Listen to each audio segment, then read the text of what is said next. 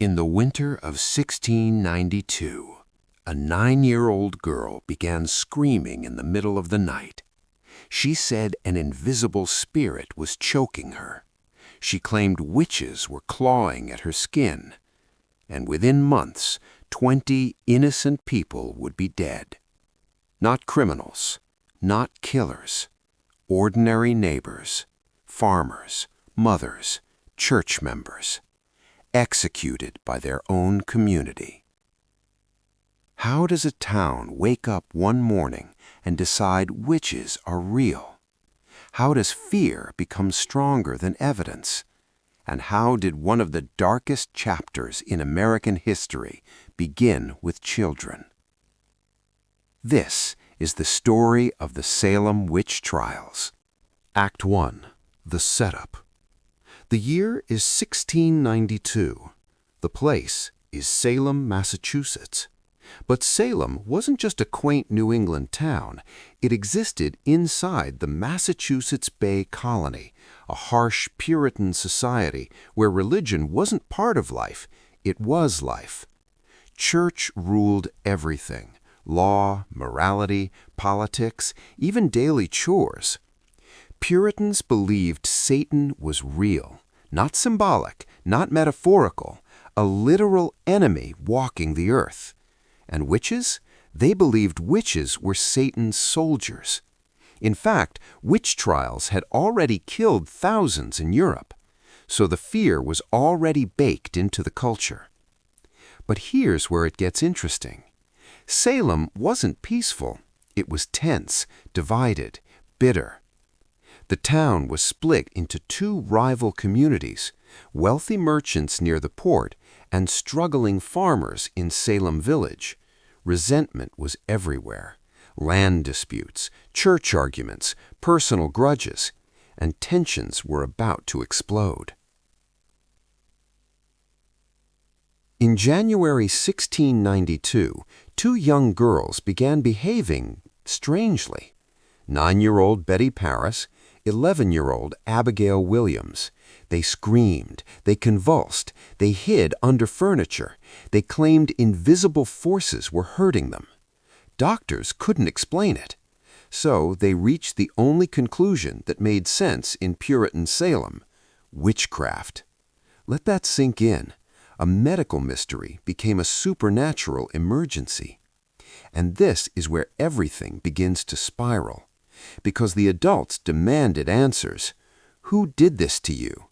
And the girls started naming names. But wait, who were they going to accuse first? We'll come back to that. Act 2. Rising Tension. The first accused woman was Tituba.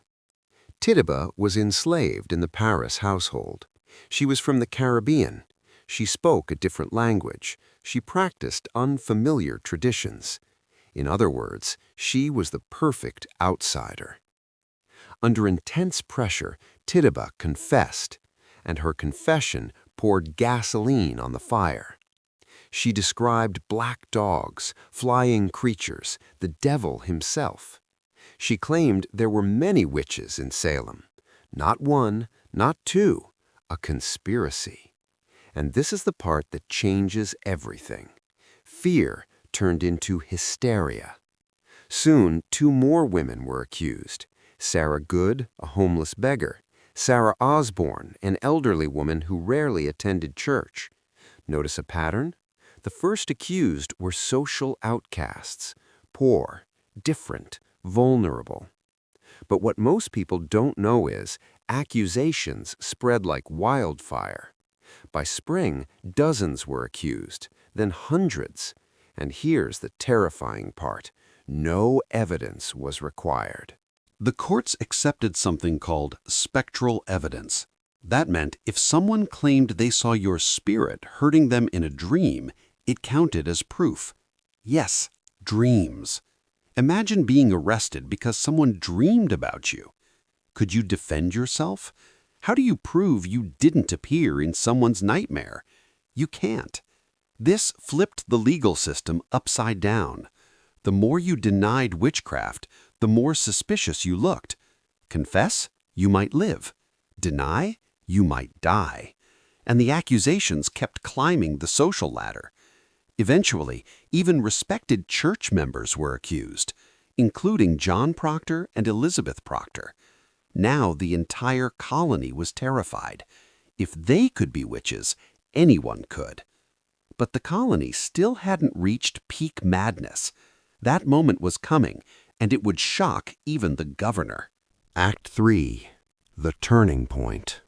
In May 1692, the colony's new governor arrived, William Phips. He found jails overflowing with accused witches, so he created a special court to speed up trials. Big mistake. The first person executed was Bridget Bishop on June 10, 1692. She was hanged on Gallows Hill. Crowds watched, and something chilling happened. The executions didn't calm the town, they validated the fear. If witches were being executed, witches must be real. The trials accelerated. 5 hanged in July, 5 more in August. Then something unbelievable happened. Accusations reached the governor's own circle. His wife was accused. Let that sink in. The hysteria had reached the top of power. But the darkest execution of all was still coming. Act 4. The Climax. In September 1692, an 81-year-old farmer named Giles Corey refused to enter a plea. He wouldn't say guilty or innocent. Why? Because he knew the court was corrupt. Under English law, refusing to plea meant torture. Corey was laid on the ground. Heavy stones were stacked on his chest for 2 days. As the weight crushed him, he was asked to plead. His final words? More weight. He died under the stones. This is the moment the hysteria reached its peak. 19 people were hanged, 1 man pressed to death, 5 died in prison. 20 innocent lives gone, all in the name of fear. But suddenly, everything stopped. Why? Because the accusations got too powerful. And this is the part most people don't know. Act 5. Aftermath and Legacy. When elite families were accused, the colony snapped back to reality. Governor Phips shut down the witch court in October 1692. Trials ended, prisoners were released, and then guilt set in. Years later, judges publicly apologized. In 1702, the trials were declared unlawful. In 1711, families were financially compensated. Even Minister Cotton Mather, who once supported the trials, admitted doubts. But the damage was done. Lives destroyed, families shattered. And here's the haunting question. Could this happen again? Modern connection. The Salem Witch Trials became a warning, a symbol of mass hysteria, of mob mentality, of fear overpowering facts. Centuries later, the phrase witch hunt still exists. We use it in politics, in media, in everyday arguments.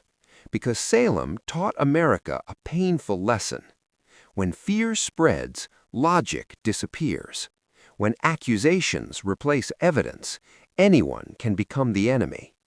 And maybe the scariest part, every single person in Salem believed they were doing the right thing. What would you have done in 1692? Would you have spoken up or stayed silent to survive? History isn't just stories, it's warnings. And Salem is one of the loudest warnings America ever produced.